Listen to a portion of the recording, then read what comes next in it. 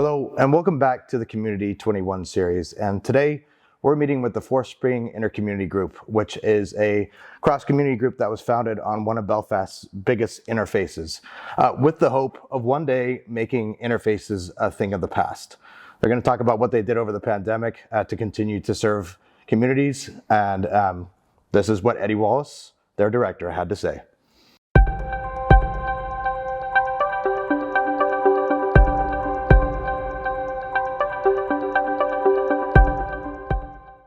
Eddie, thanks for having us here today. I just want to see if you want to start out and tell us a bit about yourself and the Forthspring Inter Community Group. No problem. My name is Eddie Wallace. I'm the project director at Forthspring Inter Community Group. We're a small peace building charity based on the Springfield Road in Belfast. All of our work at Forthspring is around bringing people together for positive community relations. Our community centre is very unique in that it's based at the edge of a 40-foot peace wall. So literally as you walk outside our door, we have two communities that are separated by the legacy of the Troubles, which is the infrastructure of the peace walls. So because of the way the peace walls are managed, they're closed at particular times of the night. The communities are very physically separated, and there's not a lot of opportunity for people to come together. So really everything we do in our organisation is about bringing people together and building positive relationships with people and promoting positive community relations. Some of the very distinct things that we about Forthspring are we were very committed to peaceful means, and we are committed to non-violence, which is one of our strongest values. So, for example, we've had recent tensions around interfaith violence, and we're very outspoken about the need for positive peace and reconciliation activity, and the promotion of non-violent methods for people to achieve whatever they want to achieve through protest rather than bringing violence to the streets of Belfast. And I'm supposing that was deliberate on the part of Forthspring being founded right on an interface. Can you talk about some of the impact of having a cross-community group literally right on a peace wall? So the history of Forthspring is that it's based in an old Methodist church, and Forthspring was founded by five local prayer groups that were very active throughout the Troubles, and they were praying for peace. So unfortunately there was a few arson attacks on the physical building here at Forthspring, and once those attacks took place, as the church went to rebuild the premises, they realised that their congregation wasn't as big as it once was, so they didn't need the size of building that they needed. So what other purpose could they use, and how could this building serve the local community? So the building was redesigned with a community zone, a church zone and a youth zone, which was really, really good. So the whole building is open for local community use. It's strictly in our governance under Articles of Association, everything has to be, all activity in the building has to be done on a cross-community basis. So all of our services, from our after-school childcare, our youth club, our detached youth work is done on both sides of the peace wall.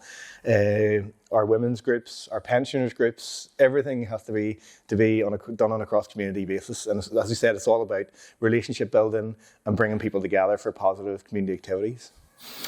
That's excellent, Eddie. And can you tell us a bit about your work prior to COVID? What were some of the projects Forthspring was involved in? And also, if I can ask, what was it like coming into a job during COVID? Forthspring has a few distinct projects. One of the first, as I said, everything is done on a cross-community basis. So we have our Springers after-school programme, which runs for children from 4 to 11 years old.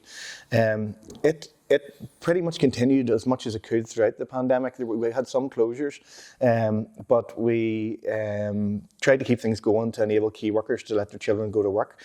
So we provided that after-school childcare. Usually it's after school, but schools weren't operating, so we provided a full day service for parents to enable them to continue, for example, working in the health service. So our staff were pretty dedicated to come in and work through COVID, which was quite a scary time to be working and potentially opening themselves up to potentially catching COVID themselves. Our other services pivoted slightly, and so we had our Youth Matters team who continued to do detached youth work at times throughout COVID. So it's out fresh air on the streets, meeting young people where they are. As the lockdowns eased and the young people were able to come out of their houses and begin socialising on the streets again and meeting their friends, meeting in local parks, etc. So we have dedicated youth work staff that work on the streets with young people to provide positive activities for them and help them re-engage with each other. Obviously all that's done within the guidance and within social distancing and within our COVID risk assessments. Our youth centre had to close during COVID, and so we have probably roughly 100 young people coming a week who didn't have access to a facility that they normally come to 4 or 5 nights a week. So they very acutely felt the effects of lockdown in terms of the issues that it presented in terms of things like mental health, low mood, the pressures of being locked down, different family issues in terms of tensions within their families because, even just maybe not getting on with their brothers and sisters, not being able to leave the house. So we pivoted all our services to be online. So we provided online support services to young people on an individual and group basis. And we provided everything from quizzes, cookery classes, and we delivered lots of packs out to people's doors to enable them to participate in online cook along with me sessions.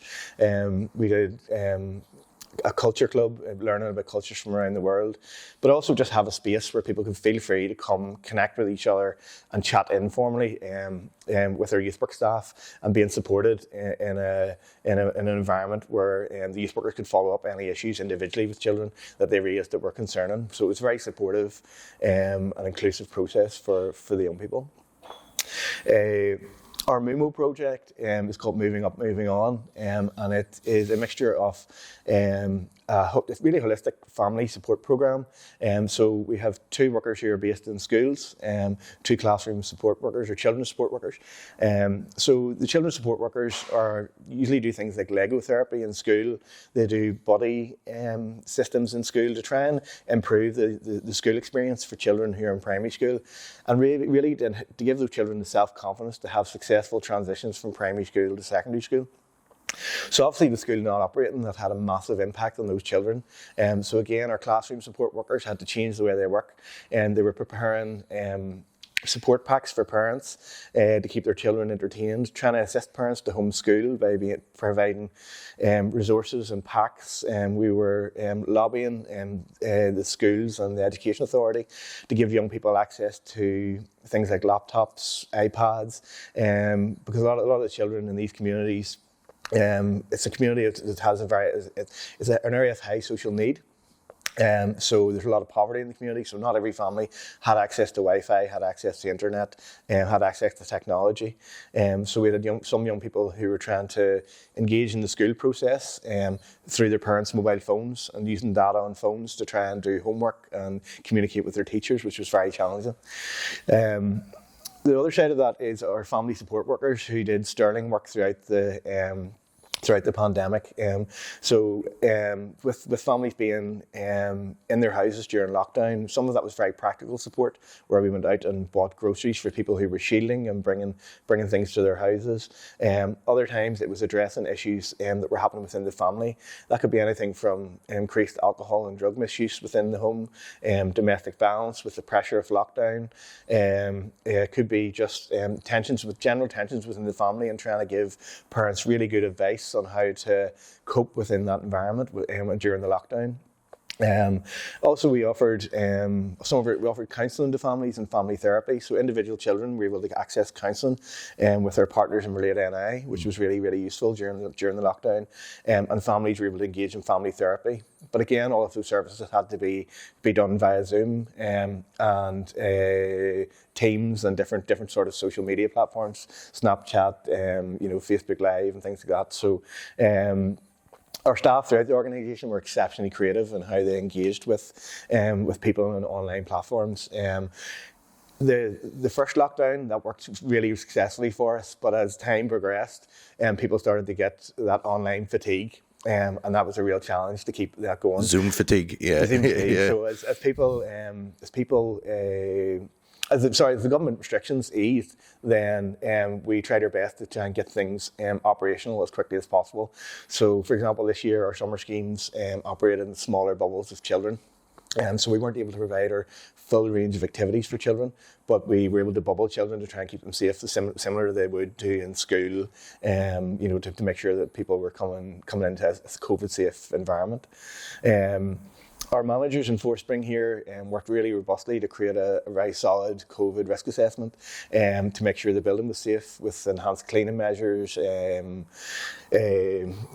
regular cleaning of touch points, one-way systems, and all the things we need to do to try and get the building open, again, even with the reduced capacity. And unfortunately, some of our service user groups haven't returned. So, for example, our pensioners group, which is a very thriving and lively group that's here every Wednesday morning, still don't feel comfortable to return yet. But we're hoping to get them in for a lunch in the next few weeks and ease them back in to sort of face-to-face engagement. So, for me as a director, not many people, there wasn't a lot of movement in employability during the pandemic. So for me, I worked in Forthspring 15 years ago as a youth worker, and I managed the youth centre at the back of the building for a number of years. So I left Forthspring, but I always had a keen interest, and my heart was always here with the organisation. And then I seen the post of director coming up. So I decided to apply for that job during the pandemic. And again, that was a different experience. So your interviews on Zoom, and the sort of the recruitment process is totally different to a normal recruitment process, in terms of having no face-to-face engagement with people. So I was delighted when I received the job offer to come to Forthspring, and I accepted and left my previous employer. But coming to the organisation in the middle of a pandemic was no mean feat. So again, we had even just in terms of relationship building with our staff, we're doing a lot of that online because people are working from home. So there was initial relationship building and engagement with people was a struggle. It was very hard to make that connection and get to know people. Hard to get to know people, hard to make those connections. So fairly quickly I came back to work in the office environment, and then started to re-engage with different groups in the community and start to get to know people. The really lovely thing for me returning to Forthspring was that many of the service users that were here previously are still here today. So for example, our art group meets on a Thursday and Friday every morning. They're here. It's our creative arts group. Many of them have been here 25 years. And one of the things for me coming in is Forthspring will be celebrating its 22nd birthday in 2022. So that gave me a real focus of something to work on for the next year. So lots of different projects on how we can engage with the local community, how can we celebrate 25 years of positive community relations in this area, and measure the impact that Forthspring has had on the local community. So one of the clear impacts for me is that some of the service users that were here 25 years ago are still here. So I think that's an amazing bit of evidence of the impact of the organisation, that when people come in, they feel welcome enough and they stay. Talking about the impact of the organisation, the last time I was in this room, the decor was quite different. Can you talk about why that is and some of the outreach you've done even beyond your maybe local community in Greater Belfast? So the building we're in is a former Methodist church. So this is the actual church building. So the church closed in 2011, and then Forthspring began to use this building for just additional space. So we would have had conferences, bigger groups would have met in here. During COVID, we were able to use this as a space because it was one of the biggest rooms in the building. We were able to use it to help us with social distancing, and we were able to use our childcare facilities were able to be used. And then in April last year, I noticed a call from NICFA to support another local organisation, which is called the Belfast Multicultural Association. Unfortunately, Belfast Multicultural Association suffered a horrific hate crime and an arson attack on their premises in Donegal Pass. Many people would have seen it on the news. There was outrage from many communities throughout Belfast, throughout Northern Ireland and beyond. It was a very significant attack on a local community. As I said, it was a hate crime and a racist attack on them. And the call from NICFA was that could any other organisations help in any way? So I had a long think about that, and was there anything that we could do in Forthspring? Given that we're in the middle of a pandemic, we're facing a lot of COVID restrictions, we have our own COVID risk assessments, but could we offer them something and try and help them? So we reached out to them, and we spoke to Mohammed, who is one of the trustees of BMCA, and we invited him to come and have a look at this room and to see if there's a possibility that they could use it in some way. So we had conversations about the range of activities that they do, everything from their food bank, from their prayer spaces, from their volunteering in the local community. They do a clothing bank for the local community.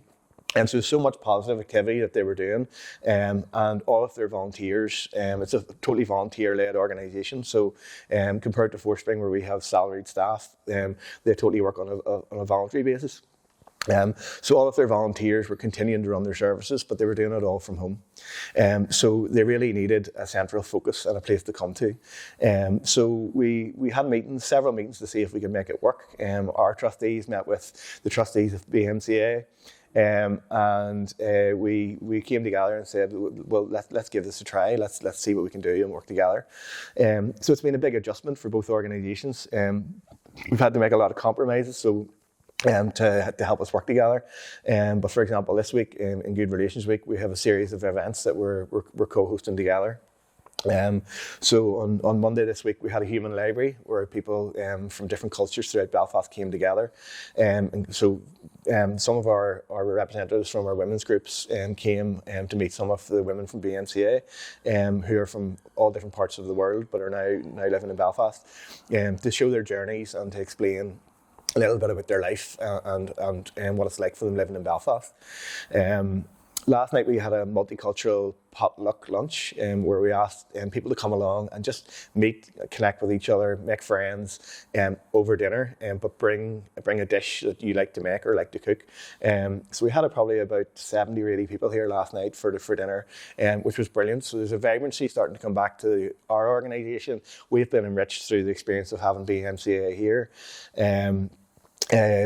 It's a real joy for me to see the delight on people's faces. Everybody from the BMCA that comes in to use this space to pray, to connect with each other, to meet their friends, their family.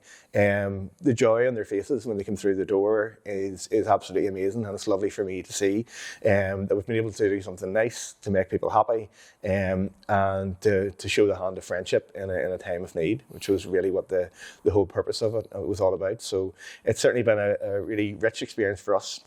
And we hope that will continue into the future. We have another youth event happening on Friday evening, so we have around 60 young people coming together on Friday evening for a further engagement with the young people, from 30 young people sort of from BMCA and 30 young people from Forthspring. And again, it's to celebrate Good Relations Week, and the theme is better times ahead, and we hope that there's better times ahead for BMCA. Absolutely, and making those connections has had further positive impact. It sounds like on the local area and getting to know people from other backgrounds. I want to shift it to you, Will. There's been obviously some political turmoil the last year, and being on an interface area. Can you talk a little bit about the work you've had to undertake, maybe during those periods as well? Yeah, obviously there's been a lot of issues around Brexit and the protocol, and there's been a very strong feeling in the unionist community around the protocol and the impact that's had on Northern Ireland. So unfortunately, we've seen a return to some very serious interface violence this year in April and May, which was very significant. So right outside our building, we had sort of 400 to 500 people rioting with a very significant police presence. We had water cannons, and that was in the immediate vicinity as you walk outside our front door. We also had very significant violence at Clonard Way, which is just 2 minutes walk from our building. And we haven't seen scenes of violence like that in Belfast for 10 to 15 years, and so it was very disturbing for us.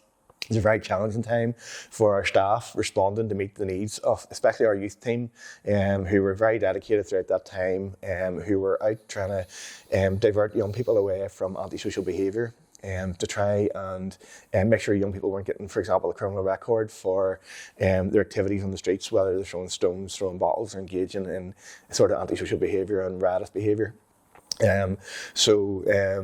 Our staff put themselves at great risk, being out on the ground, and they along with lots of other community representatives from other organisations, even though it was a very serious situation, there was an amazing response from community organisations, not just Forthspring, but all of our other neighbours and community groups, residents groups, who came together to say, we do not want to see this violence in the streets of Belfast. One of the most significant moments, I think probably on the Springfield Road, was all of the community workers linking arms at the interface to create a barrier to stop young people running down to the interface to throw stones. So it was a very iconic image, and it was very, very good. One of the other things we also did, we had a meeting here in Forthspring with all of the main church leaders, and we were able to facilitate it here in the BMCA prayer space. So we brought together all of the political leaders from the 4 main churches and a range of other smaller churches together to pray for the situation. And they then led a procession down the Springfield Road through the Peace Gates and back up the other side and down the Workman Avenue Peace Gate. So again, very iconic, symbolic thing to do, but four of the main churches and then other churches as well came together to say this kind of violence is not acceptable. Eddie, I have many more questions for you, but we got to keep it. I'll cover those in the article, but I just want to ask you one last 2-part question. What are your plans now that lockdown is furthering to ease, and what's your message for the community at this time? Well, we're hoping to return to full operations as soon as we can. We're still facing some restrictions just due to COVID. So as the restrictions ease, we will increase our operations and get the place back to where it was, being to where it was and beyond. Yeah. So we have plans to rebuild the premises. So the premises is quite old; it's showing its age. So we have quite an ambitious plan to totally refurbish the building and repurpose all of the different rooms. So, for example, this space will be transformed into like a world-class childcare facility. Our youth club is going to be totally redeveloped into a brand new youth facility. All of our community groups will have brand new facilities at the front of the building. And we want to give the building a brand new identity. So people just drive past, don't know what our building is. They describe us as the little church in the corner. So we really want to do something iconic at the front of the building architecturally, to give Forthspring an identity, to say this is Forthspring and this is what we do. Also, we want to continue our partnerships with Soul Space, which is a Celtic community who are based in the building as well. And with BMCA, we'd like to have a longer term relationship with them in the future as well. Sorry, what's your message for the community at this time? My message for the community probably is when we faced into a global pandemic, the community came together. Because we all had to face up to a very serious situation together. So some of the issues that are orange and green didn't seem as important. And it really puts into context that life is very fragile, and there can be an amazing community spirit when people work together. So if the pandemic has taught us anything, is that we are one community. We will always be one community, and that we should keep that momentum going, and that goodwill that was created coming together through COVID. So for example, Clapping for Carers was a great iconic image. Where everyone came together to celebrate the healthcare workers. So we would love to see that community spirit continue. We've seen people delivering food parcels to their neighbours, and there was an amazing sense of community spirit. So we'd love to keep that alive and keep that going for the future.